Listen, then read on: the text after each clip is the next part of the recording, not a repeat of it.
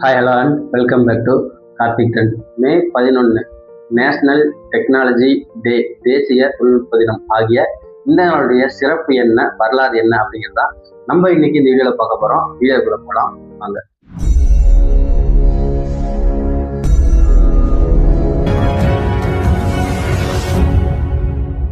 மே 11 தேசிய தொழில்நுட்ப தினம். இந்த ஒரு தினத்தை நம்மலாம் இன்றைய அளவிலும் சிறப்பாக கொண்டாட மிக முக்கிய காரணமாக இருந்த 2 பேர் யார் அப்படின்னு சொல்லி கேட்டீங்கன்னா, ஒன்று டாக்டர் ஏபிஜே அப்துல் கலாம் அவர்கள், இரண்டாவது நபர் அப்பொழுது பிரதமராக இருந்த அடல் பிகாரி வாஜ்பாய் அவர்கள். ஆமாங்க, 1998 மே மாதம் 11ஆம் தேதி நம்முடைய இந்திய இராணுவம் ராஜஸ்தான் மாநிலத்தில் இருக்கிற போகரன் அப்படிங்கிற மலைத்தொடருக்கு நடுவே இருக்க வறண்ட பாலைவனத்துல ஒரு அணுகுண்டு சோதனையை நடத்துறாங்க. இந்த ஒரு அணுகுண்டு சோதனை உலக நாடுகள் எல்லாம் இந்தியாவை திரும்பி பார்க்க வச்சதுக்கான ஒரு நாளாக அமைஞ்சது. அந்த அணுகுண்டு சோதனை அன்னைக்கு மிகப்பெரிய வெற்றி அடைஞ்சது.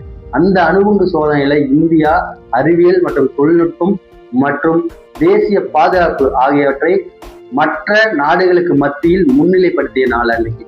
அது மட்டும் இல்லாம மதிப்பு மிக்க அணுகுண்டு சோதனையை நடத்தி வெற்றி பெற்ற நாடுகளில் இந்தியாவும் தன்னை ஈடுபடுத்தி கொண்ட நாள் அது.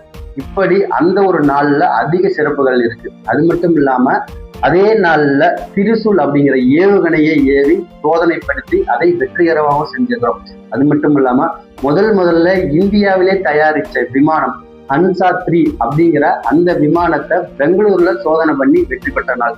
இப்படி 1998 மே மாதம் 11ஆம் தேதி இந்தியாவுடைய மிக சிறந்த 3 வெற்றிகரமான சோதனைகளை நடத்திய நாள் அன்னைக்கு தான். மிசைல் மேன் ஆஃப் இந்தியா அப்படின்னு சொல்லப்படுற டாக்டர் ஏபிஜே அப்துல் கலாம் அவர் தான் இந்த சோதனைக்கு எல்லாத்துக்குமே மிக முக்கிய பங்கு வகிச்சவர். அது மட்டும் இல்லாம அறிவியல் மற்றும் தொழில்நுட்ப ஒருங்கிணைப்பாளராக பணியாற்றினவர். இது முடிந்ததுக்கு பிறகு 1999 அப்போதைய பிரதமராக இருந்த அடல் பிகாரி வாஜ்பாய் அவர்கள் அதற்கு ஒரு வாரியம் அமைக்கிறாரு. PDB அப்படின்னு சொல்லக்கூடிய டெக்னாலஜி டெவலப்மெண்ட் போர்டு அப்படின்னு சொல்லக்கூடிய ஒரு வாரியத்தை அமைக்கிறாரு.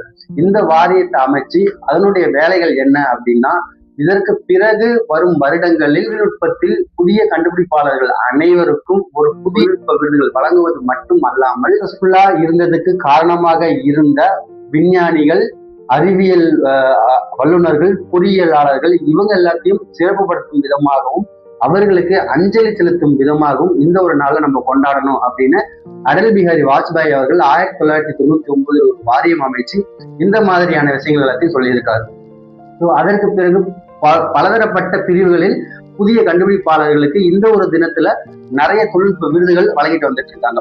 இதோட சிறப்பம்சம் என்னன்னு கேட்டீங்கன்னா, 2000 ஆண்டு இதே மே 11ஆம் தேதி இதை இன்னும் வலிமைப்படுத்தும் வகையில பள்ளி மாணவர்கள் இருந்து புதிதாக தொழில் தொடங்குவோர் வரைக்கும் தொழில்நுட்ப விருதுகள் வழங்கி அவங்கள கௌரவப்படுத்தியிருக்காங்க. இளைஞர்கள் அனைவரும், மாணவர்கள் அனைவரும் புதிதாக தொழில்நுட்பத்துல தன்னை ஈடுபடுத்தி அதுல மேம்பட்டு வரணும் அப்படிங்கிறதுக்காக அவங்கள ஊக்குவிக்கும் விதமாகவும் இன்றளவிலும் அந்த அவார்டு கொடுக்கப்பட்டு வருது. 2026 மே 11 இன்றைய அளவிலும் ஏஐ டெக்னாலஜி வளர்ந்துட்டதுனால ஏஐ டெக்னாலஜில யாரெல்லாம் தன்னுடைய திறமையை காட்டி வெளிப்படுத்துறாங்களோ அவர்களுக்கும் இன்றைய அளவில் தொழில்நுட்ப விருதுகள் வழங்கப்பட்டு வருகின்றன.